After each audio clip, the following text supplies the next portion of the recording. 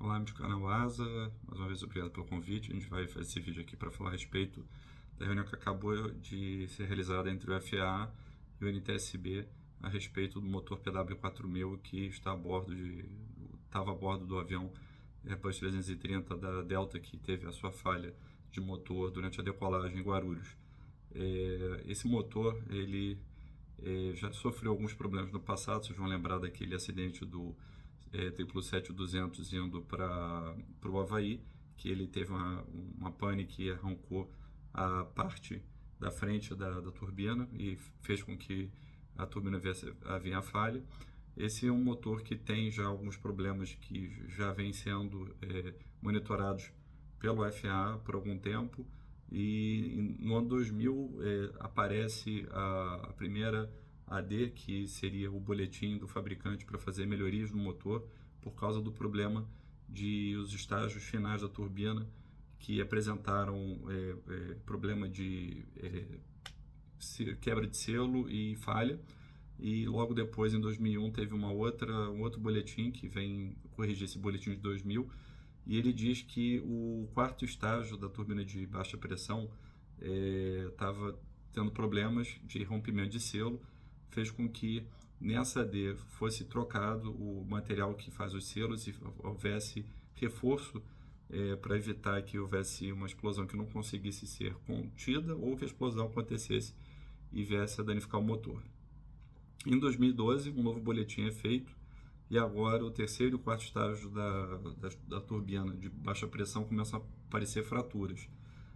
A gente até hoje tem uma ideia de que isso possa estar relacionado às mudanças que foram feitas em 2001, levando então 11 anos para começar a aparecer defeitos. Infelizmente, o motor é reação, como diz o nome, é uma reação. Então, se você muda alguma coisa, uma outra parte pode sofrer pressão e faz com que a diligência seja sempre intensa para descobrir se o motor realmente pode ter ou não esse tipo de boletim. A gente faz os testes na bancada, a gente consegue ver com as horas que o motor está dentro da bancada para testes, e a gente consegue usar a computação para poder fazer uma extrapolação, mas a gente com o tempo vai detectando outros problemas. Então com a manutenção de programação programada e de ciclos do motor, a gente consegue detectar esses problemas. Esse problema foi detectado antes que houvesse um problema maior.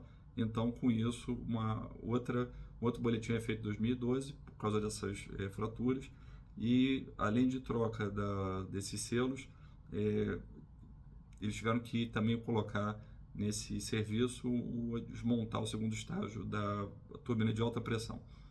Em 2016, a gente começa também a detectar problemas no compressor de alta pressão, também feito algumas melhorias, mas não chegou a ter nenhuma falha catastrófica. E em 2015, a gente teve um avião, acho que até Delta, voando na Ásia. Ele também teve um terceiro estágio da turbina que se soltou, causando uma falha que foi contida dentro do motor e acaba não fazendo que o motor soltasse pedaços em volta da célula dos passageiros. No caso do que aconteceu em Guarulhos, vai ser classificado como uma falha não contida dentro da turbina, porque você vê pedaços espalhando, e até pelas fotos do que sobrou do motor, a gente consegue ver que as aletas foram cuspidas para fora, e com isso classificando, a gente tem essa classificação entre falha que é contida dentro do motor e a falha que não consegue ser contida dentro do motor. Essa falha ela é muito parecida com a falha que originou o boletim de 2000 e 2001.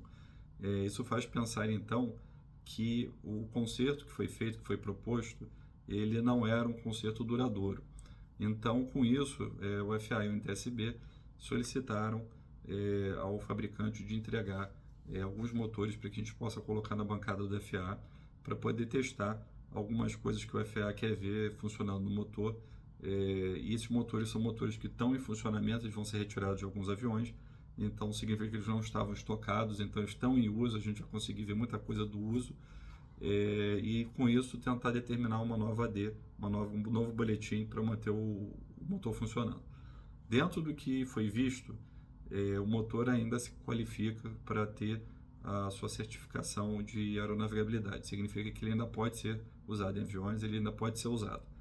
Para isso, o FAA, junto com o NTSB, ele sugeriu de colocar esse motor no banco de testes, de diminuir a potência que o avião está usando em determinadas situações, para diminuir a potência usada nominal do motor, diminui o GT, que é a temperatura dos gases de exaustão da turbina. Isso também ajuda o motor a trabalhar um pouco mais frio, diminui o número de ciclos entre manutenção e criar cheques mais rotineiros, principalmente com boroscópio, para ver essas partes e procurar esses defeitos. Hoje nós temos 2.000 motores no mercado, sendo que 700 estão instalados. Os outros 1.400 estão estocados e são usados pela companhia enquanto o motor é retirado da aeronave. Eles botam um desses estocados para manter o avião voando. A gente acredita que logo a gente vai ter algumas respostas do que aconteceu nesse motor em Guarulhos e também com os cheques que vão ser feitos na bancada que o FAA vai fazer. O FAA quer fazer alguns testes bem rígidos com o motor, sendo que talvez alguns deles vão chegar à falha, porque esses testes para criar falhas, não é um teste só de tipo, coloca ele para funcionar dentro dos parâmetros, é para extrapolar os parâmetros, para ver o que está acontecendo com esse motor. Uma das coisas que a gente acredita que possa ser um dos motivos que esse motor está gerando essa falha de novo, além do conserto que possa ter chegado ao seu limite na no boletim de 2001, seja algum tipo de vibração que está acontecendo dentro desse motor que não está sendo detectado pelos instrumentos a bordo. Com isso, a gente, se não conseguir detectar essas oscilações dentro da bancada de testes, a gente vai propor para colocar esse motor num avião de testes, que coloca esse motor funcionando num avião.